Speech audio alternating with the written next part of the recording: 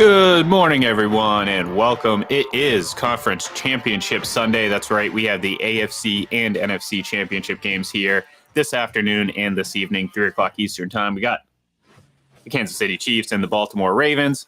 Then, of course, at 6:30 tonight, once again Eastern Time, because as we all know, that's the only time slot that actually matters. We got the Lions and we got the 49ers. So good morning, Braden. Good morning, everyone out there watching, listening, and tuning in. I'm pretty excited for this weekend. I do think, but I do hope in this situation we get two really, really good games. I think we're set up to possibly do that. But as we know, we tend to hype up good games quite a bit. And more often than not, we're often disappointed. So hopefully we get a couple good ones today. Yeah, I think you look at all four teams. I personally think any of the four can come out as Super Bowl champions. So Mhm. I think you have to be pretty excited no matter what team you're rooting for. Obviously, a lot of storylines. Detroit, first ever NFC Championship game. 49ers. They've been so close for so long, haven't won that Super Bowl yet with Shanahan, and then obviously the Chiefs trying to get there for the fourth time in the last 6 seasons, and then Baltimore.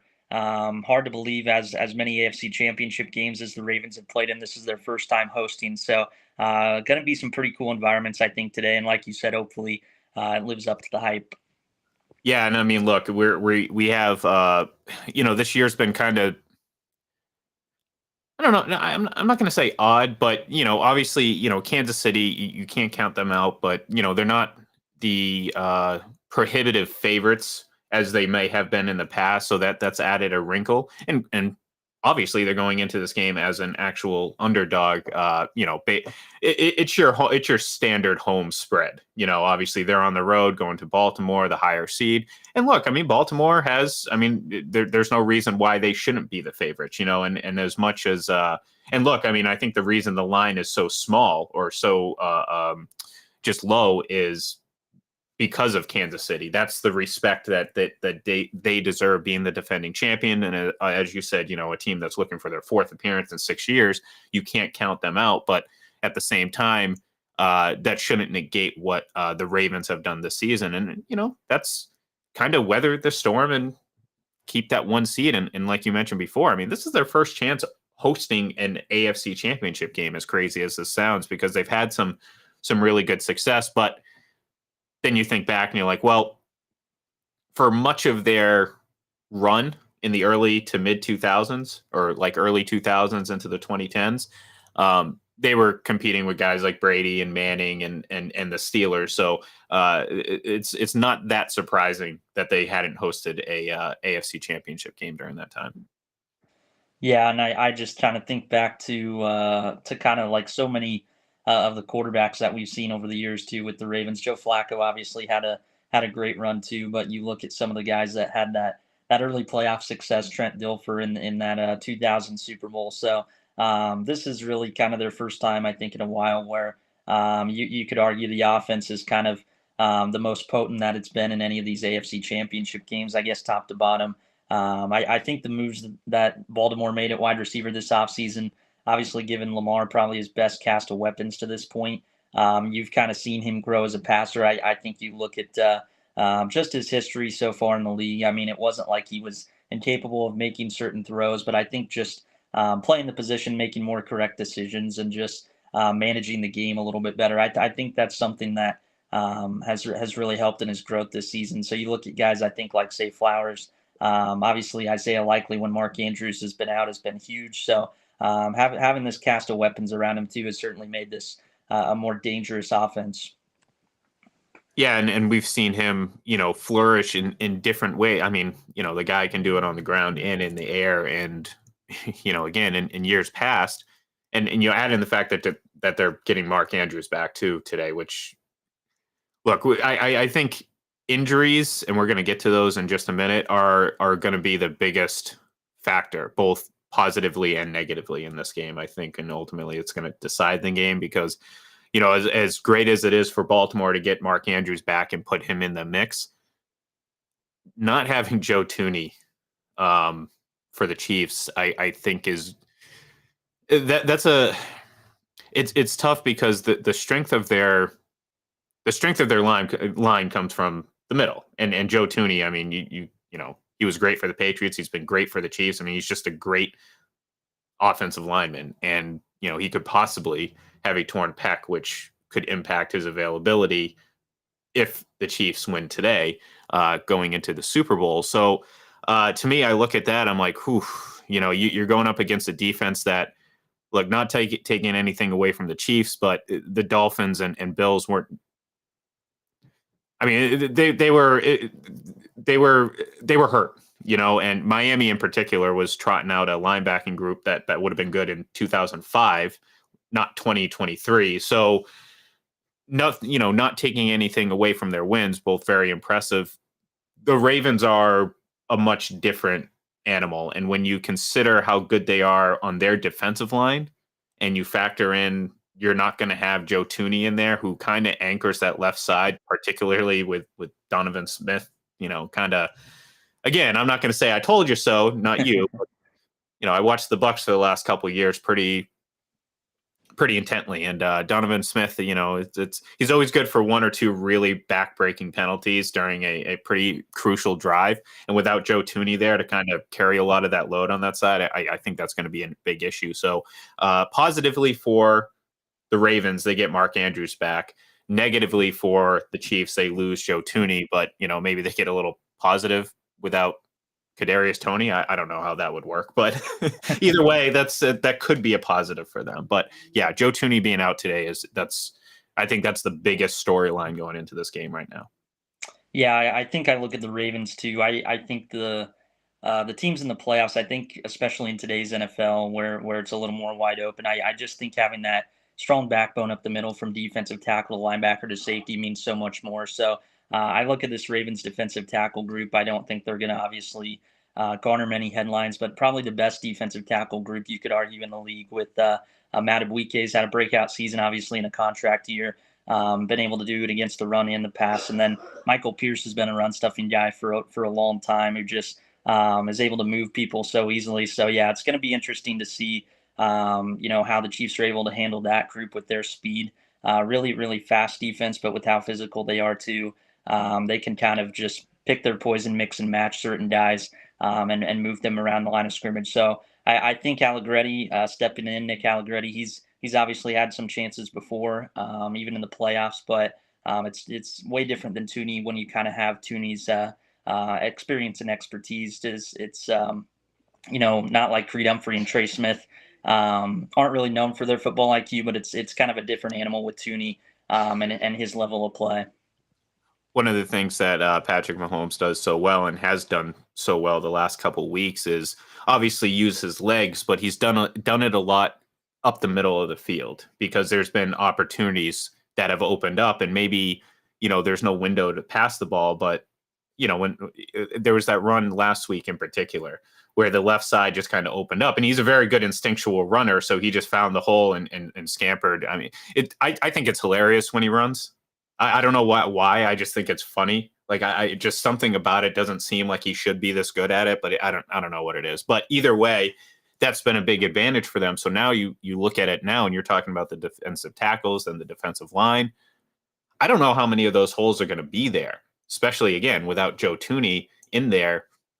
You know, maybe you move the play to outside the hash marks, and maybe you start doing a little bit more of that. But as we've seen in the past, that's not a great thing to rely on. You know, you want more structure, not necessarily like it's nice to be able to make plays when things break down like that, but you don't want to play an entire game like that because it's just not sustainable. So like I said, I think early on, I think the Chiefs, you know, good thing Isaiah Pacheco is going to be in there. There was some concern, maybe, I don't know how you know what percentage was a possibility he may not play, but there was some concern, and we've seen throughout the regular season when he's not in there, that changes a lot of what they do because they've become a very good running team through him and through Patrick Mahomes.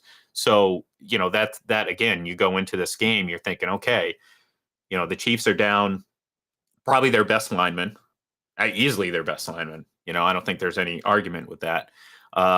At a really crucial part on the left side in the middle where they're really, really strong. So the Chiefs are going to have to adjust. And like I said, thankfully for them, Isaiah Pacheco is still there, because it would have been, would have made this task even more monumental for them to overcome. So, at the end of the day, that's going to be the biggest matchup. If the Chiefs can somehow neutralize that pass rush, whether it's a over the top game by the offensive line, or running the ball effectively to keep them on their heels, the Chiefs have got to figure that out early, because I think this is a situation, if they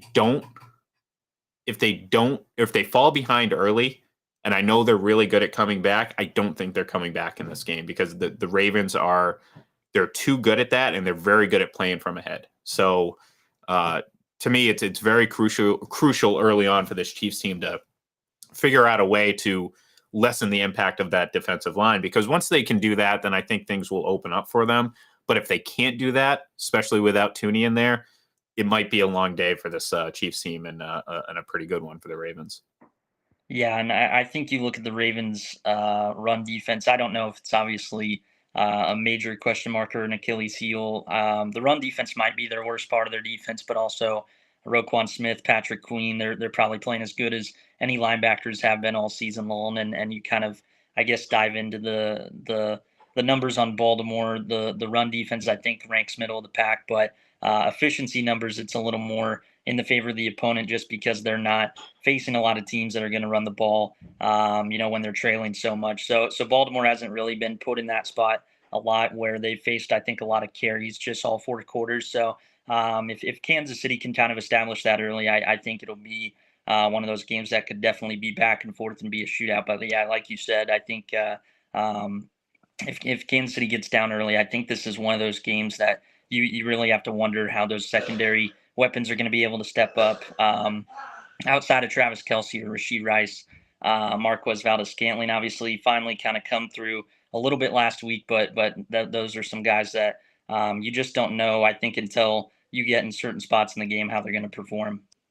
Right, and look, I mean, you said it could be a shootout, and it could very likely be a low-scoring game too, because that's how both these teams play. Neither of which have consistently lit up the scoreboard.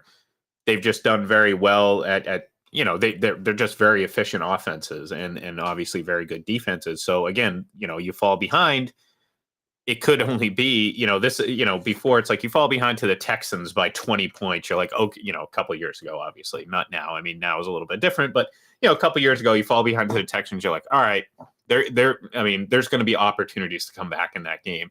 But I almost feel like a 7-point deficit late to the Ravens is far more difficult to overcome, or let's say like 9 or 10 points is far more difficult to overcome than 24 points or whatever to the Texans. That's what we're talking about here. So we know Kansas City, you can never count them out. But again, this is a situation where I just think the Ravens at home, as well as they played on defense, you can't fall behind, certainly not by 2 scores. I don't care if it's 10 points or 14 points. It's that's going to be a tough hill to climb for them. So all right. Well, I've been, I said before the season, my 2 teams going to, we'll pick the NFC game after, after we talk about that here in a minute, but we'll do the AFC right now. But the 2 teams I picked before the season are still in it. So I'm going to stay consistent. Like I said, I even if I didn't pick the Ravens, I might pick them, considering the situation with Joe Tooney, and I think it is going to have a pretty big impact on how this game plays out. But I do think you're not going to blow out Kansas City. This game is going to come down to the wire. It may be that the Chiefs are chasing the Ravens the whole game, so maybe it's not a back and forth in that sense, but they're never going to be out of it, and you're going to be sitting there with the last couple minutes thinking, okay, are they going to pull this one off somehow? Unfortunately for them, I don't think it's going to happen this year. I do like the Ravens to win this game. I don't think you're going to get more than 27 points out of either of these teams. Hell, you may not get more than 24 to 21 to 24 out of these teams.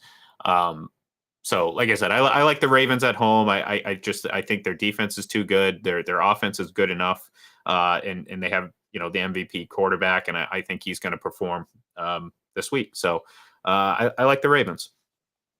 Yeah, I kind of the closer the game keeps getting, I really kind of wanted to flip my pick to Kansas City, but kind of have to pick with my head over my heart. I think in this one, I think this is just one of those opponents that I guess you could argue maybe Philadelphia last year, but I think just in the last few years, this is probably the best team that Patrick Mahomes led Chiefs is probably seen in the playoffs, just the way they're currently constructed. I just think the way Lamar's playing right now, it seems like everything he's doing is just the correct decision.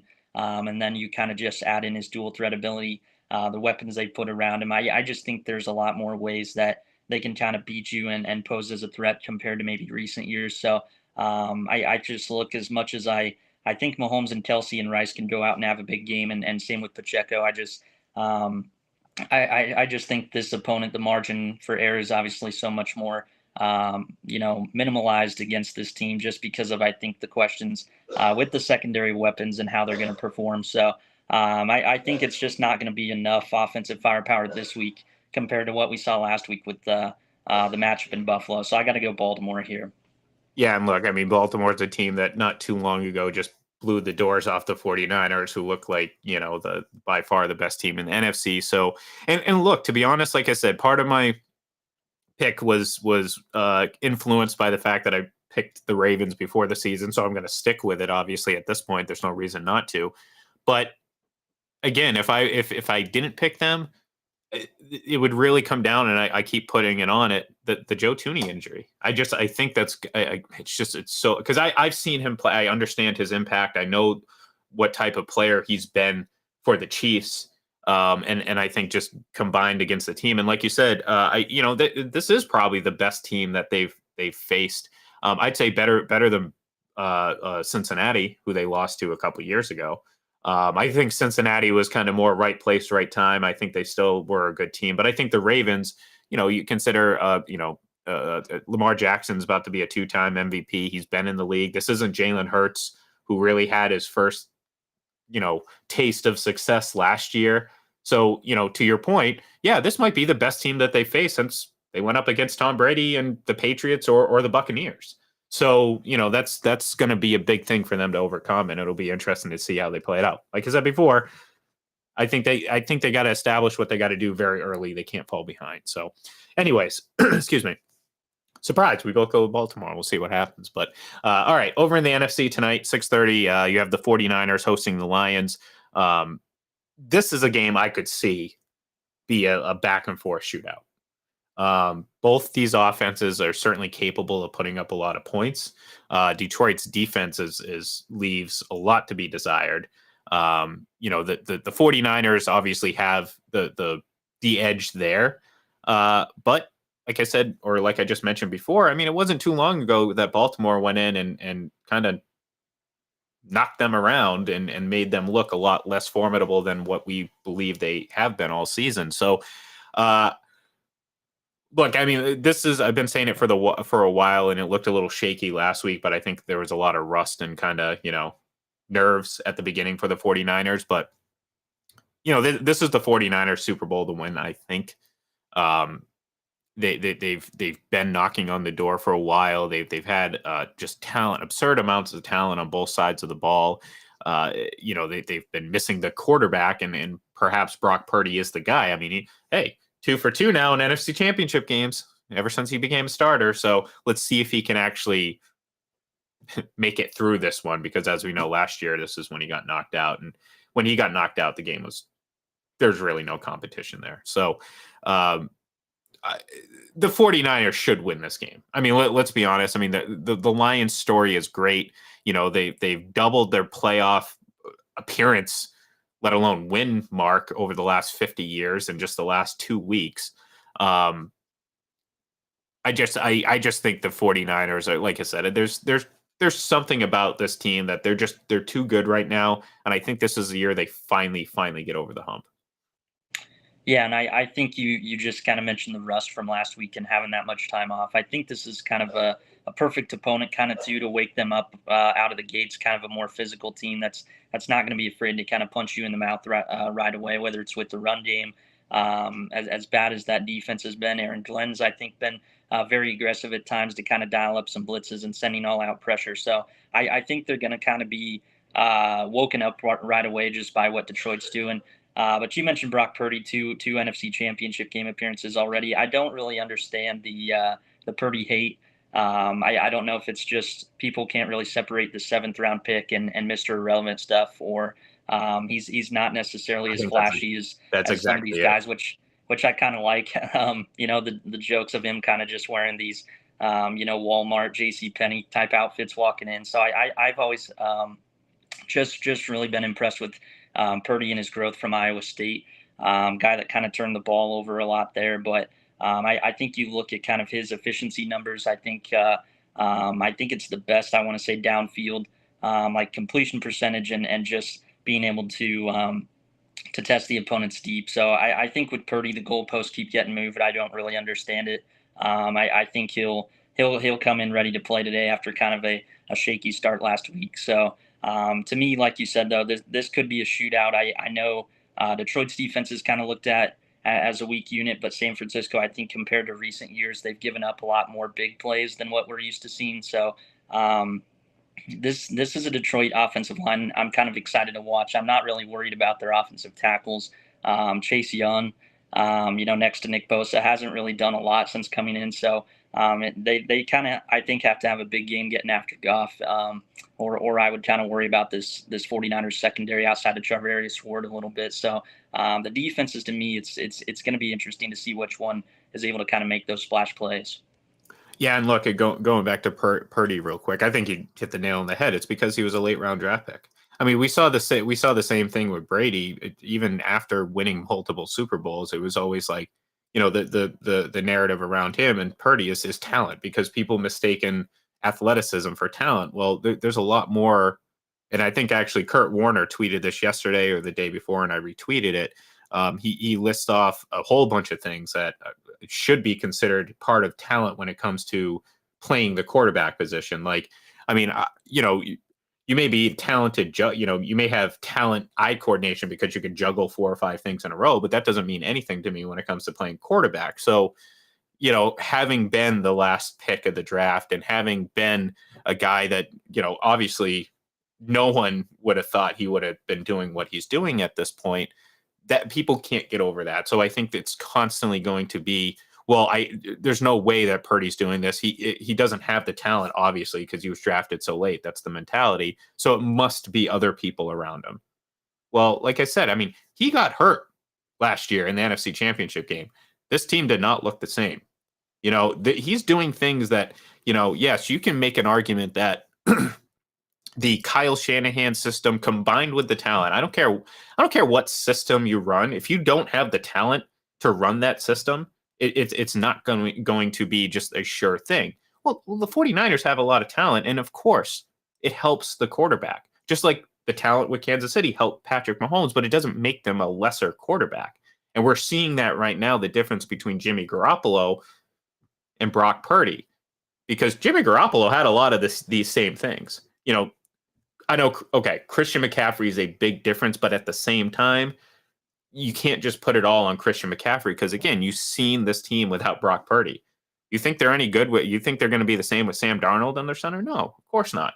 So, at the end of the day, I think it's unfair, but it's just the nature of it, because we saw it with Brady, and Brady won 7 Super Bowls, and there's still people talking about, well, he's not as talented as these guys. Well, no, he is.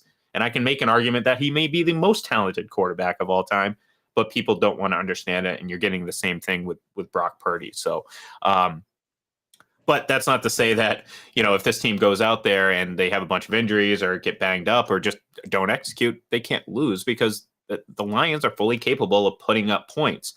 The problem with them is they're just as capable of allowing as many points that they're putting up individually. So, what's going to go first? Well, I again, at the end of the day, I think I put too much faith in this 49ers defense. I just think their defensive unit is a lot better than the Lions.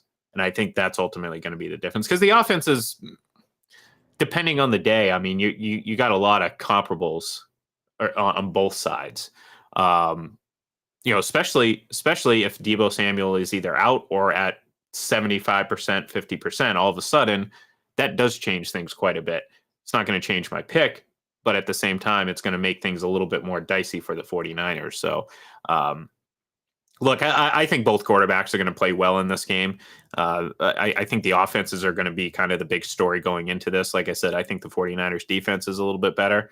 But this is going to be about the offenses and who can put up the most points. So, needless to say, I'm going to go with the 49ers because, again, like I said, I picked them before the season, so I'm going to stick with it. But regardless, I think it's a pretty safe bet. And look, the Lions have had a great season.